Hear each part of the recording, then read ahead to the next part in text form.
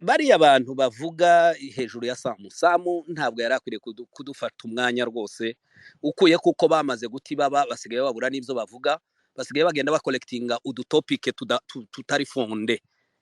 Uriya Samu nubwo ashobora kugira originalite y'abanyamurenge ariko ubu nyine afite nationalite y'u Rwanda bwo kuba yo kwiyamamariza ku mwanya yumva ashaka ku giti ciwe. Gutsinda no gutsindwa mu gihe cyose ugiye kwiyamamaza ubu bitegereje. Rero iyo umuntu aza agakora topic ngo uyu nguyu uko rero nimbe sinjewe sinakurikiye iyo top iyo space yuko nubundi space zabo ntazo nzanjamo, ariko nimbe bagaye bakavuga yuko yatsindishijwe yuko ari umunyamurenge, ibyo rwose biri very cheap. Yuko abatsindwe bose bari hariya ntabwo ari abanyamurenge. Aho iyo aza gutsinda kandi mwari kumva izari gusubira kuvugwa.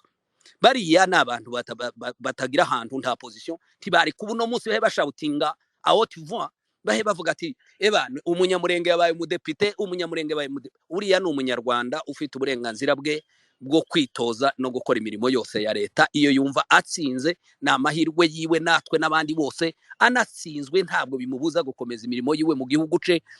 N'abahataniraga umwanya wa president baratsinzwe, ibyo nta mwanya wabyo tugomba kuvuga. Rero abantu bareke kuja mu tuntu twa distraction, ko ndababwira ngo bari abantu bakriyetinze utuntu twa distraction. Mucyo niwo wavuze ngo nibagende bakangurira abantu b'abanyabwenge baze hano. Ibi mpaye nkubwira Mucyo, hari abagabo b'abanyabwenge bataza hano kandi b'abagabo bahagurutse bari inyuma y'ubwoko, bahe barwanira ubwoko, bahe bakorera ubwoko igitondo n'umugoroba. Ntabwo ashobora kuza guhangana na patriot. Yuko patriot azo providing iki kwanza adafite mu mutwe wiwe. Erega kugira ngo umuntu atangire education no kugira icyo abwira abantu nuko agomba kuba gifite mu mutwe muri we. Umuntu ari empty, umuntu mu mutwe wiwe nta kintu kirimo. Kuragira ngo abo banyabwenge bazaze bicara aho ngaho ngo ko barategerande. N'ivyo byose n'ababikurikiye ko ndumva nta n'umwanya wabyo waruhari. Yuko u Rwanda ni igihugu gifite uburenganzira, nta n'umukurikira yewe nabo bazavuga ngo byenda ko baramushakira ngo ibibazo. U Rwanda rwarenze utwo du probleme dutuna two kumva kuko umuntu ngubwo yari afite originalite y'abanyamurenge ngo yari yitoje ico cama kibikibazo, cyangwa ubwo bagiye kuri space ngo bamuvuze bibe nkabijya bya Kisekedi azayirwa ategera utuntu two audio two kuri WhatsApp kandi agafata ibyemezo byo gufunga abantu. U Rwanda rwageze kure, rwateye imbere, ufite demokrasi iteye imbere. Mwabonye ibihugu bicongratulating Kagame. Kagame ni umugabo mu gihugu mu karere uvuga, Kagame ni umugabo uvuga isi uburaya bugategera. Kagame ni umugabo w'umupresident wari ukwiriye kuba president utagomba gutegeka u Rwanda gonyine, wari ukwiriye gutegeka karere en general. Agategeka biriya bihugu byose niwe wogerageza kuba kubishira ku murongo. Ni umugabo uzi icyo akorera ubwoko bwe, ni umugabo wahagurutse wateje imbere abanyarwanda muri bino bihugu bya Afrika. Mugende mureba nico gihugu gifite za mituweli, abantu bafite healthcare system ikora, abantu bakivuza ku dufaranga dupfuye nabi.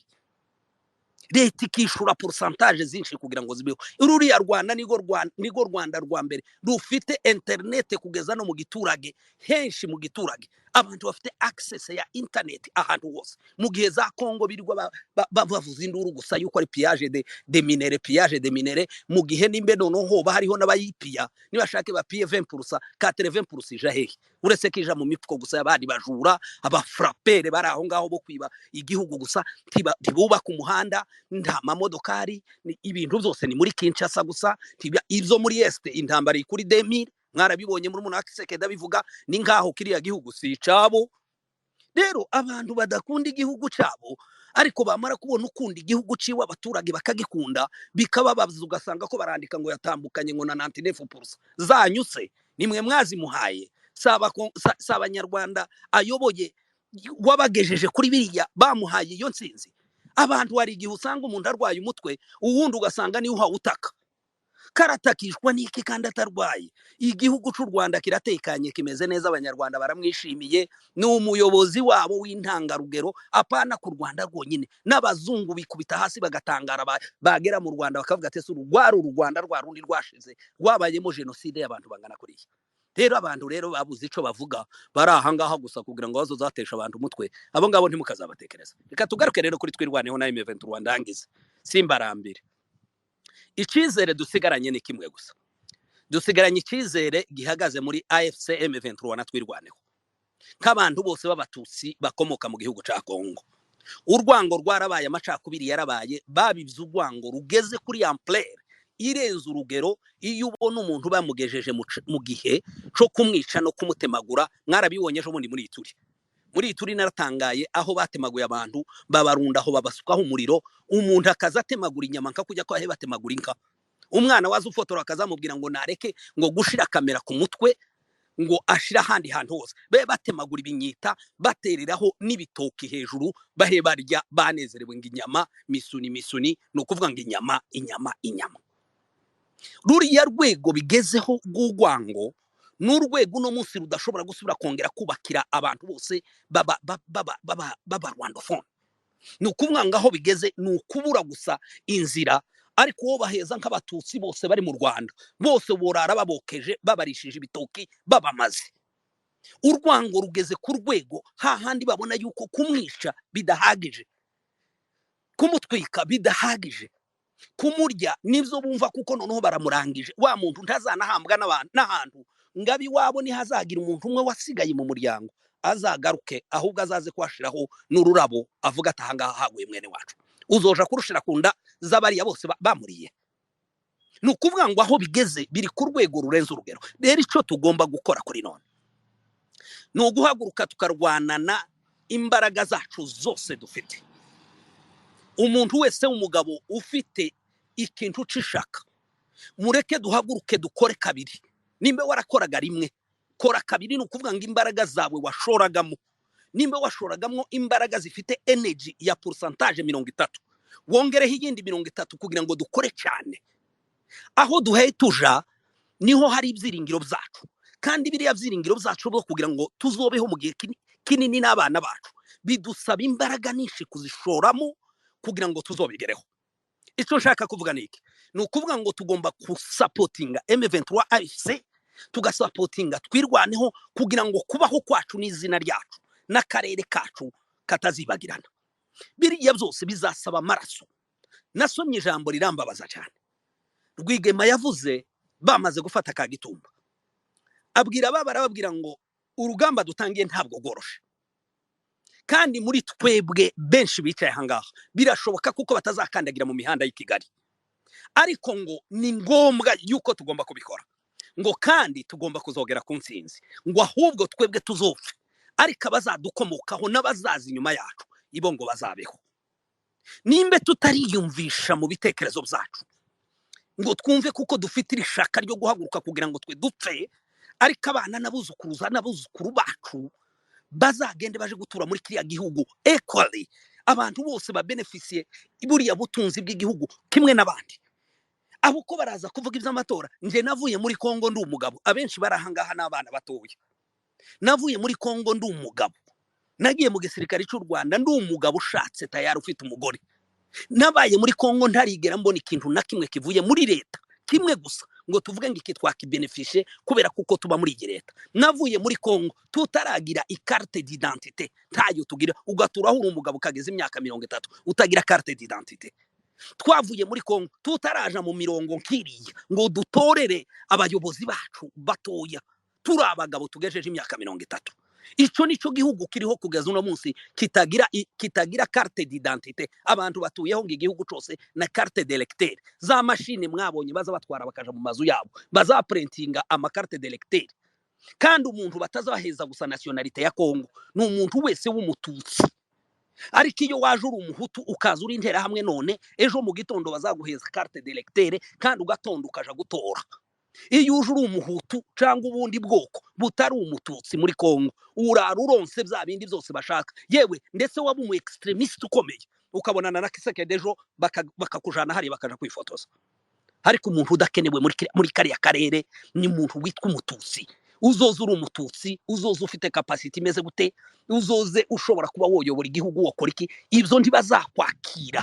Natwe twaharemewe, twahamenyeye ubwenge basogokuruza imyaka 100 turi muri kiriya gihugu, kugeza uno munsi baracari ko bagenda hano Belgique. Ku muntu nka Kisekedi hari umuntu wavuze ngo n'umwana bien sûr yuko ntangana na basogokuruza, ariko akaba hayatubwira none ngo uno munsi ngo natwe turabakongomani. Ni ibintu biteye isoni n'agashinyaguro. Ririya jambo rirashinyaguriye ubwoko bw'abatutsi bose mu karere, ntabwo byari turi kuvuga perezida kuri uno munsi hariho hariho za constitution zemereye n'abantu binjiye muri za 59 kuko bagomba kuba abakongomani, ariko uno munsi bakaza bakavuga gutyo ngo baguye munsi y'idarapo. Kugwa munsi y'idarapo nta gaciro bifite, mu gihe wewe wenyine utarabaheza agaciro ko kugira ngo nabo bareshe nk'abandi bose bakompitinge iby'ubutegetsi bwa leta, iby'ibyiza, ibyo kugenda freedom, abantu ahubwo bagire na liberté yo kugenda mu gihugu, yo gukora ibyo bagize. Hariyo space imwe numvise agace kamwe n'ubundi zayobewe n'uwo nguwo nyine bita ba patriote. Umwana umwe haye babwira uturuka Masisi, sinibuka izina rye, arababwira ngo twebwe iwacu ngo uretse gusa uruhande M23 rimaze gufata, ngo ahandi hose ntitwa batwiyagera, ngo ntaho tukija abantu barimo kwicwa. Ibo bamamubwira ngo twebwe ngo turi mu kugenda, ngo n'ubu nyine ngo hariho ngabari za Rubumbashi, ngabari za Kinshasa. Ndatangara numva ibyo kuri biri trop primaire, uretse kuko hari umwanditsi wanditse Muco nawe numvise akavuga bigiye gusa, aravuga ngo a wise man can learn a lot from a foolish, ariko ngo a foolish ntashobora ngo kugira n'ikintu na kimwe yigira ku muwise. Yuko umuntu w'igipfu nta jambo azayiga, ariko umunyabwenge azayigira no ku gipfu ibintu byinshi bikomeye.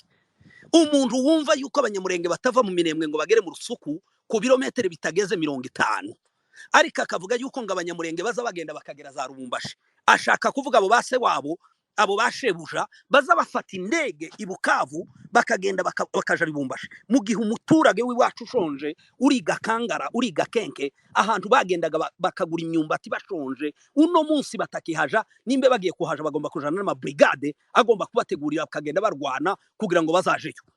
Uwo nguwo rero yakora ibyo ngibyo, wumva wazamwigira hiki. Ico no babwira abavandimwe, mureke duhaguruke dusapotinge abarwana shaka bacu bemeye gutanga amaraso yabo kugira ngo tubeho.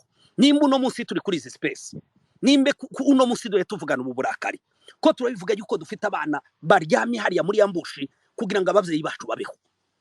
Igituma duhe tuvugana ano magambo ahajya tuma turyama tukagira iminsi imwe yo kuryama tugasinzira, nuko hari abana bari muri za Nyagishasha, bari muri za Gahwera, nuko hari abana bari muri Kanyabayonga, ariko bazi yuko abavyeyi babo hano mushaki baryamye basinziriye.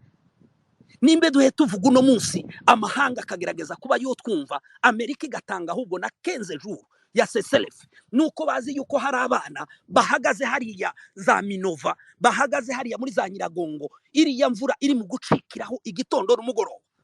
Nimba uno munsi duhe tuvuga, uno munsi duhe duhangana n'aba bose, nimbe Kiseke dahaguruka akavuga ngo abanyamurenge ngo baguye munsi y'idarapo, nuko tugifite bari abana baryamye mu bijabo, abandi bari hariya za Gakenke, abandi bari za Rugezi, abandi zambushi z'imyaka 7, umwana ikirato kikamuboreraho, umwana amano agashogoka inzara. Ariko uno munsi tukaza hano tukavugisha ubusa, tukiyibagiza yuko abo ngabo nabo n'abana babzawe n'abavyeyi babo, kuko ngo twebwe turi hano tukaryama ku mapiro. Mayiko yaravuze Muco ntiwahabaye, aravuga ngo hari umuntu ngo umuntu bita Yakobo ngo yaraye ahantu ku musozi yisegura ibuye, amaze ngarara mw'irembo ry'ijuru abona abamarayika ngo bamanuka abandi bakazamuka, ngo naho abandi bari mu kurara ngo ku mafoteye ngo za matera za king size bakisegura za piro zitagira ukuntu zingana. Wa muntu ngakarari kuzimu, akarota yapfuye, akarota bazimu, akarota bashitani, akarota ibindi bino byose muri mukubona by'ibigarasha biri mwibarabara, wazugira ngo uraryama akabari bizobona. Waryamye ku mamatera na za piro, abiseguye amabuye, ibintu bikomeye, barara mw'irembo ry'ijuru. Ivyo duhe tuvuga ubunyine, bino bintu bizahoraho ibihe byose. Mureke duhaguruke dushigikire abagabo bemeye guta ibyabo, bemera yuko abagore babo bashobora kugenda bakaruha bakagwa no mucaha bakabzarirwa n'abandi bagabo, bemeye yuko abana babo bashobora kumara umwaka batiga, bemeye kwitwa yuko abagore babo bazitwa bapfakazi bakibaho, kugira ngo twebwe izina ryacu ribeho. Namara abangabo bazozahaguruka hano baze kutubwira ubusa kugira ngo twishyanga dutakaza energy. Iyo umuntu avuga nk'uko mpaye mvuga ko ndatakaza energy zingana gute, ngo umuntu yavuze samo yuko yagiye akaja kuyamamaza. Mureke tuvuge ibikorwa by'abagabo bahagurutse, mureke tuvuge ibikorwa byanyu mwebwe muri ahanga hamwe mutanga ibyanyu, mureke dutakaze energy zacu duhe dukora cyane, mureke dutakaze energy zacu tumobiliza birya Muco yavuze. Umuntu wese apana iby'abanyabwenge, ibisaba abanyabwenge benshi bafite ubwoba, tashaka no kuza no kuri izi space, tashaka no kuvuga ukuri ku murimo, ariko mwe mwahagurutse mukabikora. Mureke duhaguruke dukore muri iki gihe, wewe wenyine mu bitekerezo byawe. uwakubaza bazokubwira ngo wewe wamaziki mu gihe gisa n'iki ngiki ica abatutsi ica abanyamurenge ica abanyamasisi ica abarwandofone en general bahe bapfa uno munsi wakoze iki mu gihe cyawe uzoba wakoze iki twari dufite teme y'ijambo ry'Imana aho ngaho muri Edmonton zavugaga kuri Esteri ngo baramubwiye yuko iki nico gihe cyo gukora uyu ni umwanya wiwe wo gukora agomba kugira akamaro mu gihe gisa n'iki ngiki kandi ngo nadahaguruka ngo abikore nta kizotuma ubwoko bw'Imana butazotabarwa ariko wewe ngo n'inzu ya so muzorimbuka mureke mabwire hari abantu batekereza ngo biriya bintu bizashira ese umunsi twatabawe ariko wowe igihe abandi bazobahe baseka nubwo duheturira muri iki gihe ico gihe wewe uzobuda uhawurira mu gihe abandi bose barimo baseka mugende mu bitekereze neza yuko aba bose birirwa kuri iyi mihanda bahe batuka abirwanaho umunsi w'insinzi yacu isoni zizabakora bazipfunda munsi y'amariri yabo ico gihe tuzoba duhe tubyina insinzi twikoreye amadarapo nabo bazoba barimo bihisha bikubita imitwe munsi y'ibitanda byabo gutsinda kurahari insinzi irahari yuko urwanira koze yo kubaho wese muri iyi saremewe mwarabonye ejo buni muri Ukraine kugira ngo ndangize natinze Ukraine yaratewe abantu b'Amerika abanyamerika baba Ukraine bari bemerewe guhaguruka bakaja gutabara iwabo hari umuntu uri mu kuza hano agashaka gutera abantu ubwoba ngo biriya binjiyemo ngo turashobora kuja kubwira leta yemerera abantu gutabara iwanyu iyo udakora terorisme uha utabara abantu we bapfa abantu we bishwa abantu we bagirirwa karengane biremewe muri iyi si yuko umuntu arabyemerewe barahaguruka baragenda indege zikabakura muri Amerika zikabatura muri biriya bihugu barinjira muri Ukraine abagiye bapfa mwarabibonye mu makuru bavuga ngo uyu muntu ni umunyamerika wahabguye ariko ufite originalite yo muri Ukraine mureke mbabwire yuko tugomba kurwanira identity ntabwo duhe turwanira nationality tiduhe turwanira citizenship hano njewe mbaye hano muri Canada imyaka 16 mfite passport yanje ya Canada ndi umunyakanada ariko bazabandika bakavuga ngo yavuye muri Congo handitseho Democratic Republic of Congo ndetse yavukiye hehe mu Minembwe handitse muri iyo passport no kuvuga ngo identity yanje ni Minembwe nihi wacu niho ino umbilical code yanje ihamse nubwo bano bashobora kuntiza iki gipapuro cyabo ariko identity yanje ni wacu nimutagira ngo duhaguruke turwanire identity yacu mwibuka ijambo fe Robert Mugabe yavugiye i Addis Abeba sinibuka umwaka yavugiyemo yarahagurutse abwira Ban Ki-moon aramubwira ngo mugende mukore reform ngo Security Council ngo kandi nimbe batagira ifomize bagakomeza batujana ko turaja kuvuga ama speech adafite icamaze ariko hazabe abantu baba permana muri iyo Security Council habeho nabandi batagira ijambo ngo nizanga ngo we are going to fight for our identity aranamubwira ngo Ban Ki-moon ngo you are a good man ngo nubwo nari nkubwiye ngo ja kubabwira ngo bihorere ngo we are African ngo we fight for our own identity twebwe twenyine tugiye kurwanira identity yacu bavandimwe hariya ni iwacu niho identity yakiri hariya tugomba kuharwanira kugeza ku mutonyi wa nyuma w'amaraso babyemera babzanga hariya niho iwacu nta handi tuzoja izi ni nationalite bashobora kuduheza ejo wakora icyaha bakayikwambura bakanagupakira intege bakakujana ariko hariya muri identity yacu nta uzohatwambura uretse kutwambura ubuzima gusa ariko nta kindi yakwambura murakoze mwese ndabashimiye muzohaguruke mureke dukore kabiri iki ni gihe abantu bareke kuza bakora cyane ngo kubera kuko twumvise kuko hari abantu 200 bapfuye uyu ni wo mwanya wo kugira ngo duconcentrating dushiremo imbaraga nyinshi dushiremo percentage nyinshi dushiremo uburyo bwo gukora cyane ushoboye kuja kurwana nagende ushoboye kumobiliza na mobilize ushoboye gukora ama space nazikore ushoboye gutanga amafaranga menshi na yatange ushoboye ico dushoboye cyose tugikore dabo ibyo mbabwiye ukuri nyuma yahangaha insinzi zabo murakoze cyane ndabashimiye muri abantu b'abagabo kandi dukomeze tuganire thank you mubijabo thank you mubijabo thank you mubijabo ndabasuje mwese mu bijabo mucyo radio ziravumera n'abandi twese nyina nzamutse gusa kugira ngo cyaraga comment gato ku byo mu bijabo yaravuze avuga ku bijyanye ngo nibyo nanga yavuze ngo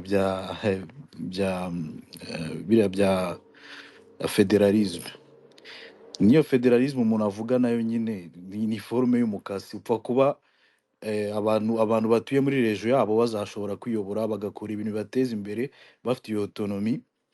Ibyo birahagije, nicyo umuntu aba akeneye, kuko ntabwo ari ngombwa gusambaguza ibihugu.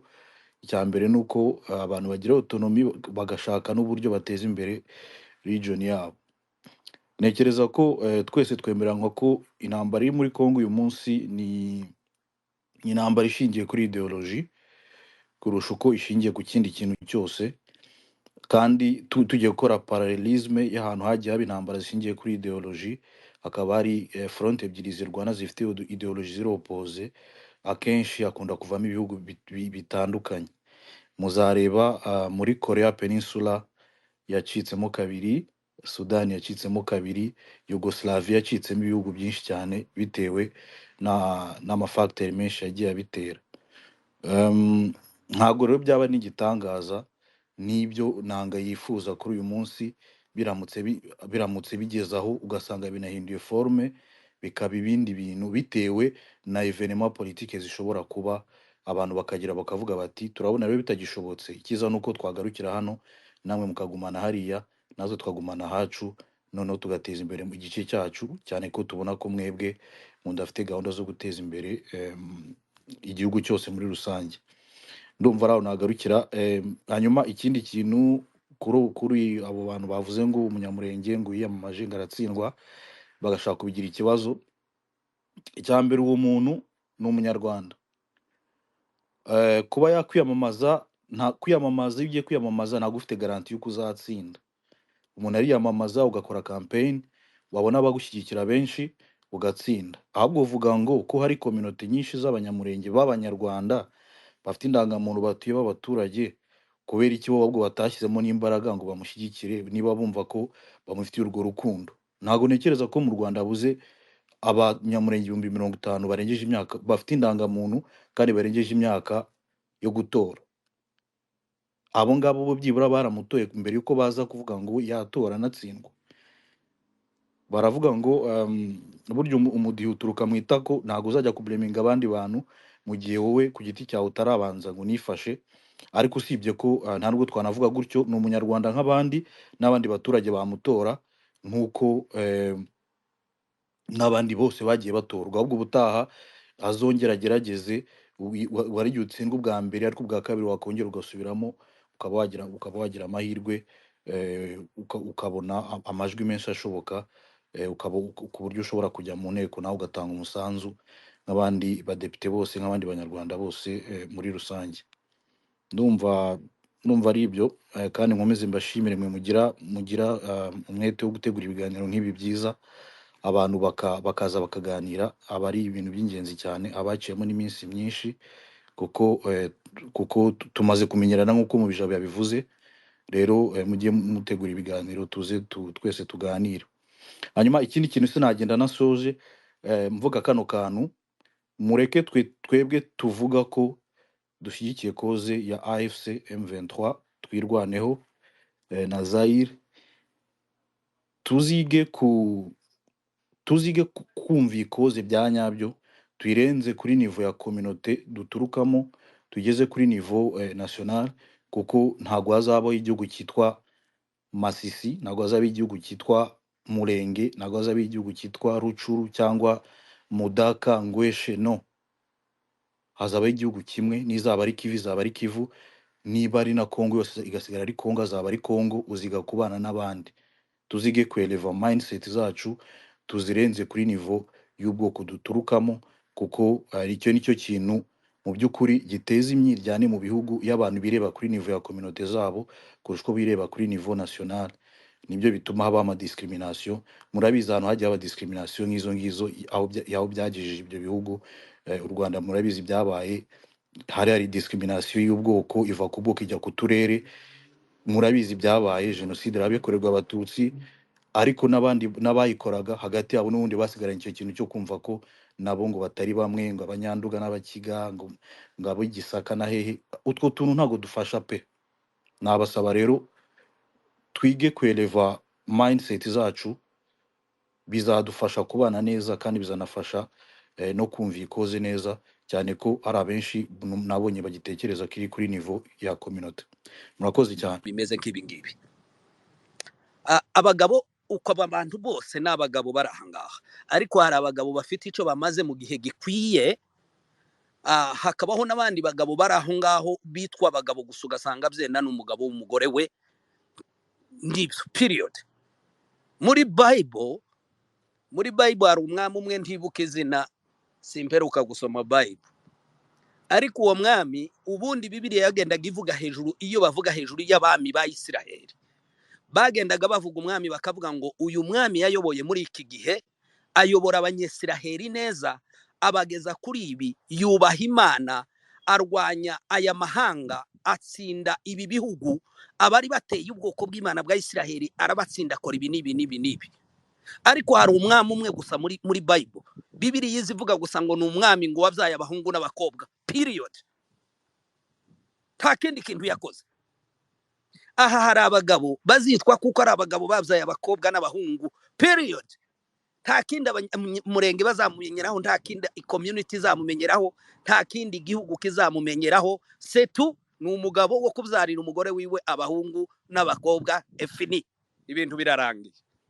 Rero iyo hariho abagabo bashobora kugira icyo bakora mu gihe kimeze nk'iki, mwebwe mwenyine muhagaze ahangaha, mwicaye ahangaha ubu ngubu, muri abagabo tayari, ejo tuzobura tukaza tuvuga ati uyu muntu muri iki gihe yarakoze mu gihe ciwe.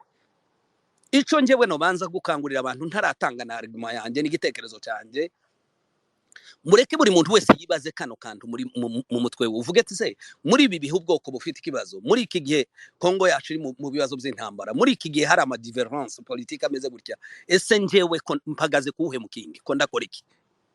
Ese nyuma y'iki ngiki hari icyo abantu bashobora kuzonyibukiraho, at least one things, kintu kimwe gusa, ngo abantu bazicare bavuge ngo naka. Ejo bundi mwabonye ko twatakaje umugabo mwiza cyane w'umunyabwenge nka Dr Justin, gusa iyi si dutuyemo umuntu yagenda isaha iyo ariyo yose, ariko mwabonye isi yose ukuntu yacitse umugongo bivana n'ibikorwa yaratangiye gukora kandi akorera ubwoko. Abantu bose babanye nawe baramuvuga bakavuga ngo yarahagurukaga amasaha yose ashoboka kugira ngo avugire ubwoko, akora icyo yokora mu gihe ciwe gihari. Uno munsi iriya mirimo yiwe n'ibikorwa byiwe n'amagambo ye n'ibyo yakoze ntabwo bizoshira mu bantu, ntabwo bizoshira muri iyi si iwe, nubwo yagiye kera yamaze kugenda no kwibagirana, zibagirana mu gihe tuzoba tutakinamuvuga, ariko biriya bikorwa byiwe bizohora bivuga, bihore biririmba, bihoreho ibihe byose. Ibikorwa by'umuntu ntibize bipfa, hapfa umuntu uno mubiri ukagenda ukazima, ariko ibikorwa byawe washinze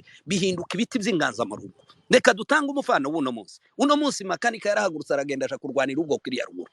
Uno munsi nawe ni umuntu arashobora gupfa, arashobora kuja ku rugamba agapfa, ariko ibikorwa bya makanika by'ino myaka 7 tumaze y'agahato yarahagaze ku mukingi wo kurinda umuryango cyangwa community yacu y'abanyamurenge, cyangwa guhagarira twirwaneho, naho yayikuye aho yarigeze, aho hari abana bato badafite na ka training na gato ya ka 1 week, bene twatundi bakora twa emergency kugira ngo abantu bakomeze urugamba rwakomeye, badafite na gato.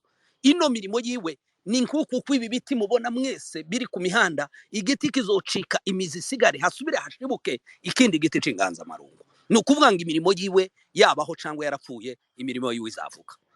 Reka ngaruke rero kuri ku magambo mwaganiriye neza.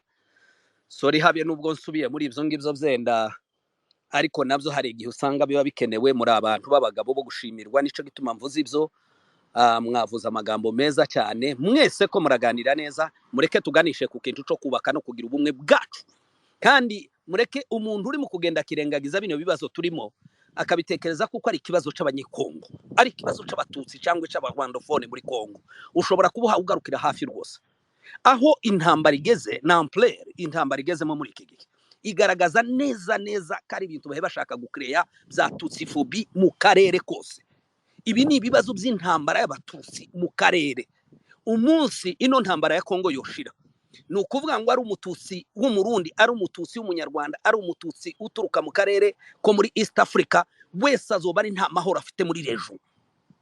iyi region di Grand Lac yamaze kurogwa n'umwuka mubi w'amacakubiri w'intera hamwe wa ideologie génocidaire yamaze kwinjira mu bantu. Nukuvuga ngo muri iki gihe babona yuko nimbe M23 yavansa igafata territoire imwe, nukuvuga ngo n'u Rwanda n'u Burundi n'abatutsi bose bahagurutse bahe barwana bahe bashaka kuganya akarere. Murabizi ko abakongomani bo banavyivugira bakavuga yuko ibi bintu ari bya bindi bya tutsi hema, ivyo byose ni ibintu byo kugira ngo bakreye urwango muri bari bakongomani bandi bose banga umututsi aho bamufatiye. Muri mukubabona ari mukuva ari umunyarwanda wiyiziye gushaka gusa akazi kiwe ubuzima muri Goma, agafata gatwikwa ngo kubera kuko Makenga na Makanika bashobora kuba bahagaze hariya kugira ngo barengera abatutsi abavyeyi babo.